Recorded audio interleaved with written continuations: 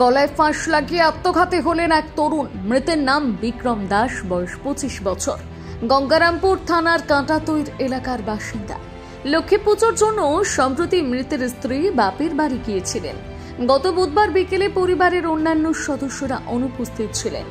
সন্ধ্যায় মৃত তরুণের মা বাড়িতে ঢুকে ছেলেকে ঝুলন্ত অবস্থায় দেখতে পান। এরপর তড়িঘড়ি গঙ্গারামপুর সুপার স্পেশালিটি হাসপাতালে আনা হলে কর্তব্যরত চিকিৎসক তরুণকে মৃত বলে ঘোষণা করেন।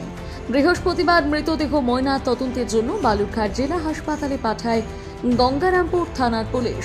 এ বিষয়ে মৃতের জামাইবাবু চারু দাস জানান, ও ডেলি মদ খায় আসতো, মদ খেয়ে আসে বাপ মায়ের সাথে ঝগড়া করতো, আর ডেলি মদ খাবে আর অশান্তি করবে। তারপরে চলে গেল ওর বউকে দিয়ে বাড়িতে বাপের বাড়ি অনুষ্ঠান আছে, অনুষ্ঠান খেয়ে আসবে। আসার পরে তার মদ খেয়ে আসে, ওর বাবা নাই, ওর মা বাজারে দুধ বিক্রি করতে গেছে, দুধ বিক্রি করে আসে দেখে যে এই অবস্থা।